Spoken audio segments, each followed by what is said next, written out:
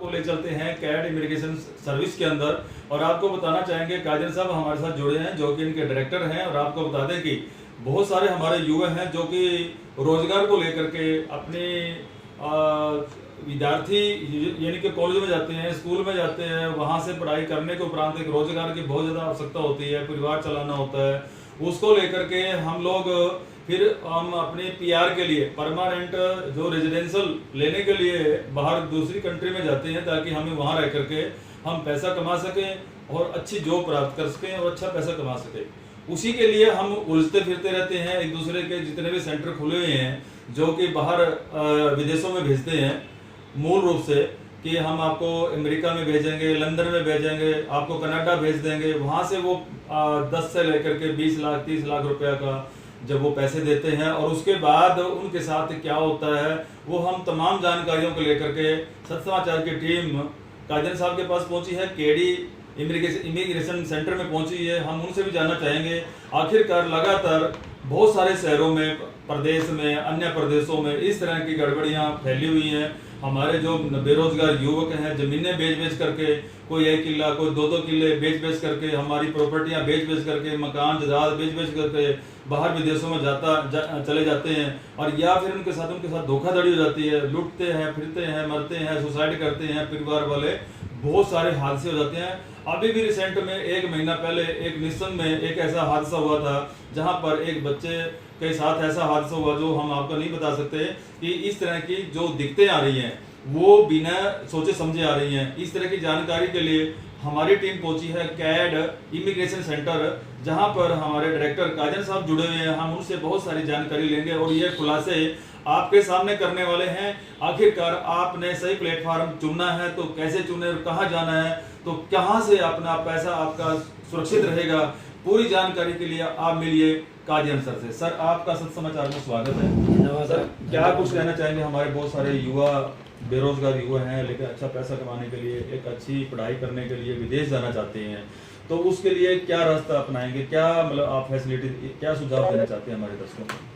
देखिए, मैं तो सभी सुनने वालों से और ख़ासकर युवा वर्ग से यही कहना चाहूँगा कि बाहर जाना है तो सही तरीके से जाएं और जिस किसी की भी आप सेवाएं लें पहले यह सुनिश्चित करें कि वह व्यक्ति विशेष जहां आप बाहर जाना चाहते हैं उस गवर्नमेंट के द्वारा वो लीगल और वीज़ा सर्विसेज देने के लिए ऑथराइज है या नहीं।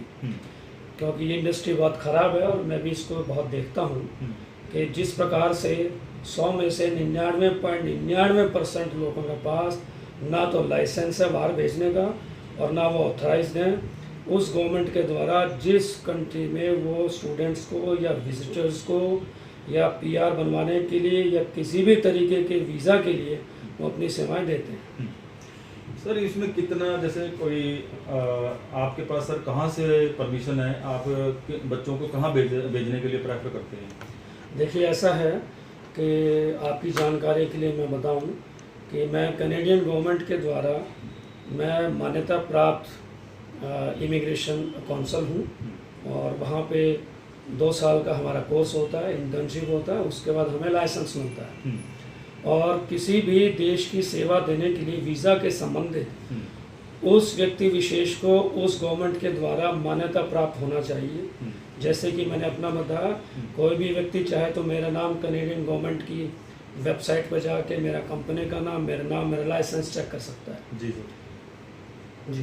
तो इसमें बहुत सारे शहर के अंदर आज आप देखिए कदम कदम पे ऑफिस खुले हैं, वो बड़े बड़े होर्डिंग बैनर लगा करके मसूरियाँ भी कर रहे हैं और वो कंपटीशन भी दे रहे हैं कि आप वहाँ से 10 लाख मिलते हैं हम 5 लाख में बेच देंगे, वहाँ अगर 20 लाख लगते हैं तो हम 15 लाख में। तो ये जो एक आंख में चोरी का काम है, किस तरह से इतने पैसे ऊपर नीचे हो रहे हैं और फिर उसके बाद फिर उनके साथ गड़बड़ियाँ हो रही हैं, उसके बाद वो पकड़े भी जाते हैं। इस तरह से लगातार पब्लिक इसका धोखाधड़ी का शिकार हो रही है, तो उसमें क्या कहना चाहेंगे?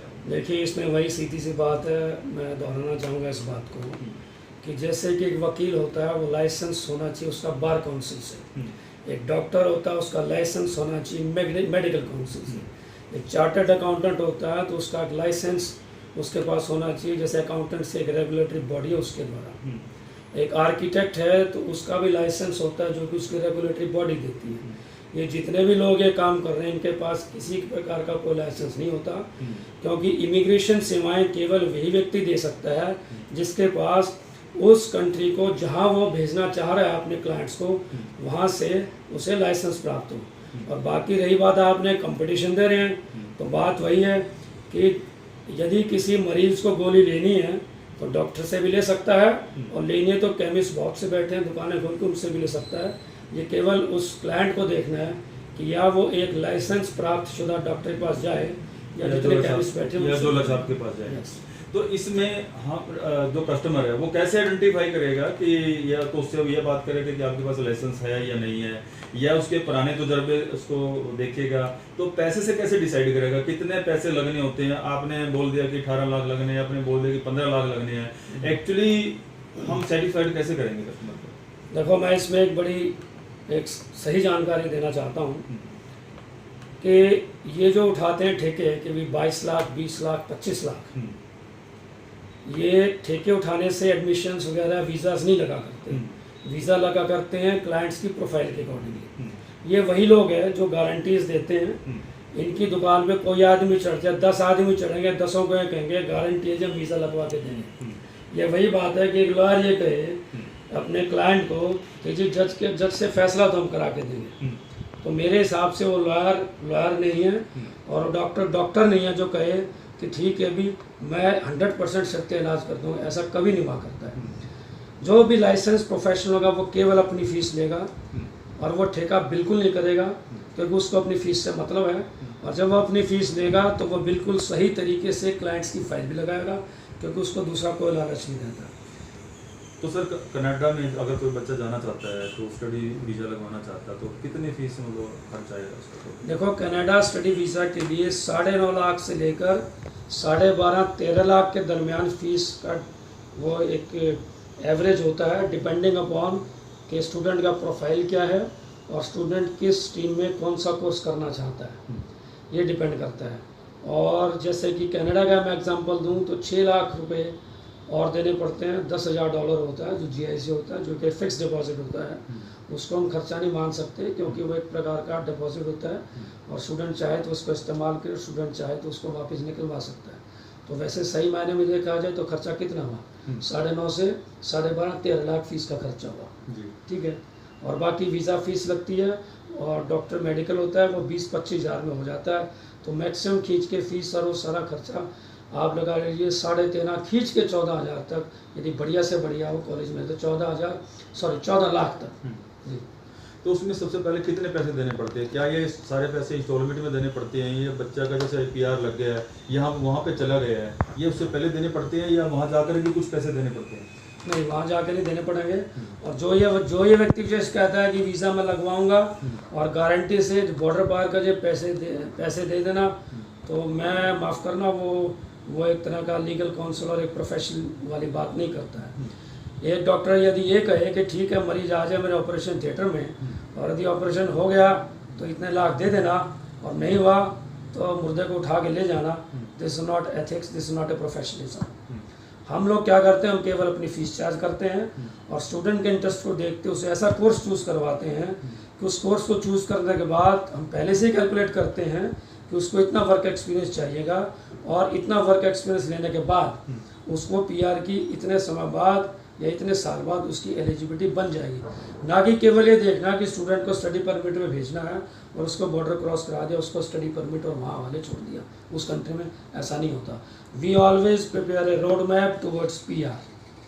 सर वहाँ जाकर के बच्चा सबसे पहले क्या करता है? आप जिस यूनिवर्सिटी के टाइप आप करवाते हैं, जिस कॉलेज में आप टाइप करवाते हैं, तो वहाँ पर सबसे पहले जा करके कहाँ मिलेगा? क्योंकि वो तो अकेला है। क्या वो आपके अकॉर्डिंग जो आपने बताए नक्शे कदम पे चलेगा, या आपने जैसे उसको कोई कॉलेज बता दिया है कि इस कॉलेज में जाना है, आपने वहाँ पे इंट्रोड्यूस करना है या अपने कागज दिखाने हैं, वहाँ पे आपने जाना है, तो अकेला बंदा वहाँ जाकर के बच्चा जाकर के कैसे मैनेज करेगा? देखिए, ऐसा है कि मैं आपकी जानकारी बता दूं कि इस एजुकेशन इंडस्ट्री में मैं पिछले 30 साल से हूँ। I was an associate professor in government college and I was principal also, and I am very confident जो मैं कोर्स बच्चे को बताऊंगा जिस ढंग से मैं गाइड करूंगा और उसको पहले से ही रोड मैप तैयार करके मैं बताऊंगा कि इस हिसाब से आप चलोगे तो आपकी 2 साल में, 3 साल में, 4 साल में you will 100% get the permanent residency. Guarantee मैं इस बात की लेता हूँ कि जो मेरे अकॉर्डिंगली चलेगा he will definitely get PR. ना उसे लेफ्ट जाना है, ना राइट जाना, ना दाएं, ना बाएं, ना ऊपर, ना नीचे। और रही बात है आप कह रहे हो कॉलेज की, तो जो भी स्टूडेंट आता है पहले मैं प्रेफरेंस उससे पूछता हूँ कि आपको कौन सा कोर्स लेना है, और यदि उसकी प्रेफरेंस ठीक नहीं है तो मैं उसको गाइड करता हूँ कि आपको ये कोर्स लेना चाहिए, ना कि इसलिए कि ठीक है कोई कोर्स दिलवा दिया और बाहर एंट्री करा के। No, this is not my motive. मेरा मकसद क्या होता है कि स्टूडेंट की सेटलमेंट हो। और जो आपने दूसरी बात कही कि वहाँ जाके वो क्या करेगा, मैं पोस्ट लर्निंग सर्विसेज भी देता हूँ, वो सर्विसेज का मैं कोई चार्ज नहीं करता हूँ। यहाँ बैठे बैठे कंप्यूटर पे उसको दिखाऊंगा कि भी आप यहाँ जाके कमरा ले सकते हैं, यहाँ अकोमोडेशन ले सकते हैं, और किस ढंग से आपने बैंक बैलेंस खोलना है, क्या आपने ड्राइविंग लाइसेंस बनवाना है, किस ढंग से आपकी सेटलमेंट होगी। 1 हफ्ते का पूरा उसका प्रोजेक्ट विदाउट एनी कॉस्ट मैं उसको ये बना के देता हूँ।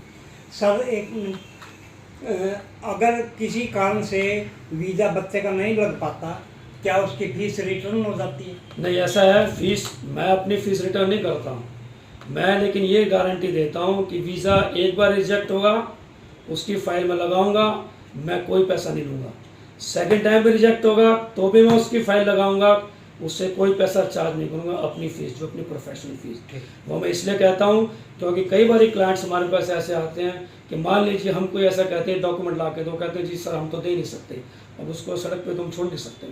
तो कई बार ये होता है कि ठीक है, हमें भी थोड़ा बहुत चांस लेना पड़ता है कि चलो एक बारी फाइल लगा के देख लेते हैं, शायद इसके अप्रूव हो जाए बच्चे की, तो ठीक है, नहीं होती तो हम उसको और फिर दूसरे तरीके से फिर और बेटरमेंट तरीके से सेकंड टाइम पे फिर ट्राई करते हैं। और मैं नहीं मानता कि वीज़ा ना आए।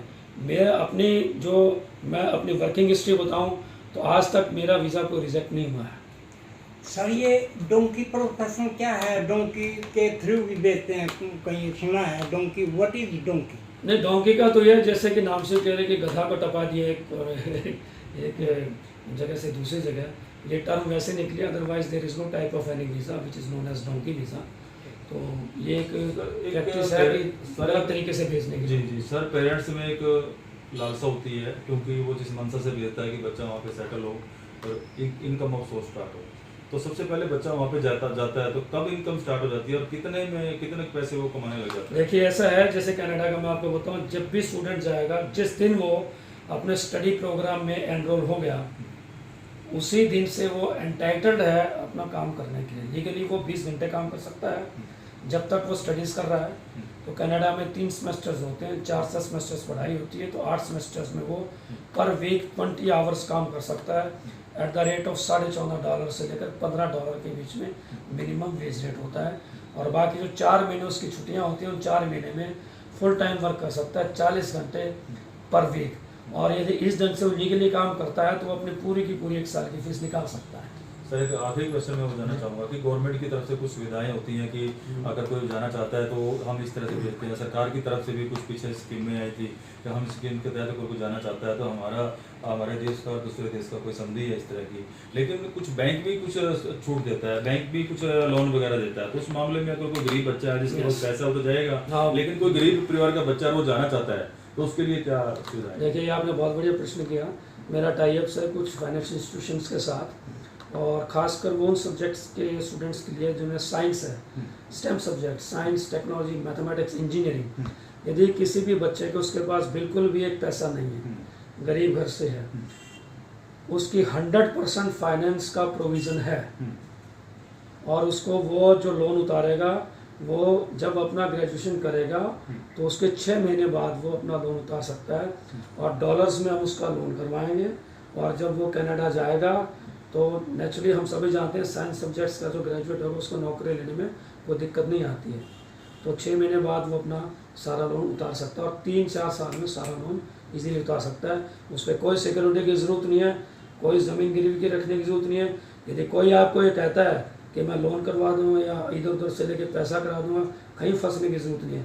ये स्कीम केवल मेधावी छात्रों के लिए है। कम से कम मुझे 80% मार्क्स चाहिए मिनिमम, 90% हो, 100% में ही बैठे बैठे गारंटी ले सकता हूँ कि उसको 100% लोन करवाया जाए। तो इसमें आइलेट्स करने की जरूरत है? हाँ, आइलेट्स जरूरी। ये बताऊँ कि बिना इंग्लिश एग्ज़ाम के कहीं भी एडमिशन नहीं होता है, और जब भी स्टूडेंट PR लेगा तब भी उसको आइलेट्स का एग्ज़ाम देना पड़ेगा। कितने मार्क्स आने जरूरी है? देखिए ये डिपेंड करता है, depending upon course to course, लेकिन कम से कम ये मान के चलिए कि यदि वीज़ा सक्सेस रेट क्लाइंट्स चाहता है तो उसको कम से कम 6 हर एक मॉड्यूल में उसका स्कोर होना चाहिए। तो मैं दावे के साथ कह सकता हूँ मेरे हिसाब से कोई कारण नहीं है कि उसका वीज़ा रिजेक्ट हो जाए। तो साथियों आपने देखा, बहुत ही हमने सभी तरह के सवाल काजल साहब से करे हैं, और मैं नहीं समझूंगा कि अभी तक कोई ऐसा सवाल हमारे से चुका होगा। फिर भी अगर आपको लगता है कि ये सवाल हमें पूछने चाहिए, ये सवाल हमें क्लियर करना चाहिए, तो हमारे सत्समाचार चैनल को सब्सक्राइब कीजिएगा। सत्समाचार जो हमारा एक यूट्यूब चैनल है उस पर जाइएगा, उसको सब्सक्राइब करिएगा। अपने कमेंट बॉक्स के अंदर अपने सुझाव दीजिएगा कि उसमें ये सवाल पूछने हैं, ये हमने क्वेश्चन करना चाहिए था, या आपके साथ कोई धोखाधड़ी हुई है, कितने पैसे की हुई है, तमाम सारे अपने सवाल आपने पूछने हैं वो सत्समाचार को आप सब्सक्राइब करिएगा। और मैं अभी सर से भी अनुरोध करूंगा कि वो एक बार अपना एड्रेस और अपना फ़ोन नंबर बताएं दर्शकों को, ताकि डायरेक्ट सर से आप अपने संपर्क कर सकें। देखिए ऐसा है कि हमारी वेबसाइट भी है एक कि adimmigration.ca, आप उस वेबसाइट पे जाके अपना क्लाइंट पोर्टल पे जाके भी, और व्हाट्सएप भी है, मैसेंजर भी है, आप अपनी क्वेरी डाल सकते हैं टेलीफोन नंबर देते हुए। और मैं दोबारा बता दूं कि adimmigration.ca CAD एक ऑफिस हमारा कनाडा में है, इंडिया ऑफिस हमारा करनाल में है, showroom number 6 old Tehsil complex near Haryana photostat, first floor. और टेलीफोनिक नंबर है हमारा Karnal 9416075228। I am repeating this number again, it is 9416075228। आप अपनी क्वेरी ईमेल के द्वारा भी भेज सकते हैं, info@cadimmigration.ca info@cadimmigration.ca info@cadimmigration.ca। Thank you very much. Thank you very much.